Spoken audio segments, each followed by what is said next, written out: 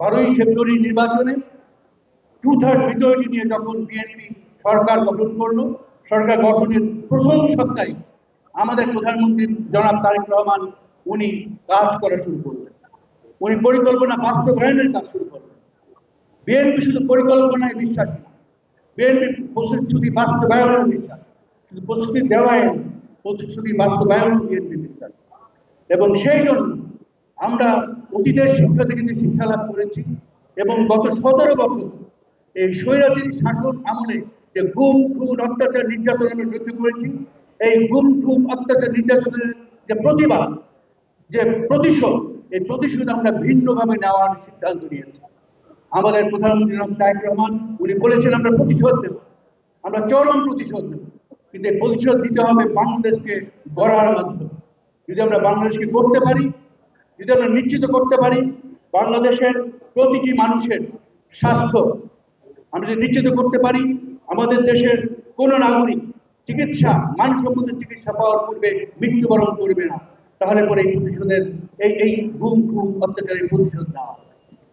আমরা যদি নিশ্চিত করতে পারি আমাদের সন্তানেরা স্কুলে পড়ে তারা একটি সার্টিফিকেট নিয়ে রাস্তায় রাস্তায় ঘুরে বেড়াবে না, তারা সরাসরি চাকরিতে যোগদান করতে পারবে, তারা শিল্প কারখানায় অবদান রাখতে পারবে, তারা টেকনোলজি অবদান রাখতে পারবে, তাহলেই আমাদের এই প্রতিশোধ নেওয়া হবে, গুম খুন অত্যাচারের প্রতিশোধ নেওয়া হবে। আমরা যদি শহীদ জিয়াউর রহমানের যে পরিকল্পনা, যে ভিশন, এগুলোকে যদি সামনের দিকে এগিয়ে নিয়ে যেতে চাই, আমাদের নিশ্চিত করতে হবে আমাদের যে নদীর নাব্যতা হারিয়েছে, যে খাল নাব্যতা হারিয়েছে, এই নদীর নাব্যতা ফিরিয়ে আনতে হবে, খালের নাব্যতা ফিরিয়ে আনতে হবে, অন্তত 20,000 কিলোমিটার নতুন নদী খাল খনন করে। আমরা যদি শহীদ জিয়াউর রহমানের স্বপ্নকে সামনের দিকে এগিয়ে নিয়ে যেতে চাই, ওনার কাজকে যদি আমরা এগিয়ে নিয়ে যেতে চাই, আমাদেরকে গাছ রোপণ করতে হবে। আমরা বলেছি আমরা আগামী 5 বছরে অন্তত 1 কোটি বৃক্ষরোপণ করব। বৃক্ষরোপণ করে বাংলাদেশকে আমরা প্রাকৃতিক ভারসাম্য আমরা রক্ষা করব। আমরা বলেছি আমাদের সন্তানেরা শুধুমাত্র লেখাপড়াই করবে না, আমাদের সব সন্তানেরা খেলাধুলা করতে পছন্দ করে, তাদেরকে আমরা খেলাধুলায় উৎসাহী করব। তাদের জন্য আমরা ইনডোর স্টেডিয়াম করে দেবো, আমরা ক্রীড়া কমপ্লেক্স করে দেবো, যাতে করে তারা ভবিষ্যতে একজন পেশাদার খেলোয়াড় হিসাবে তার ফ্যামিলিকে সাপোর্ট করতে পারে এবং রাষ্ট্রকে সাপোর্ট করতে পারে।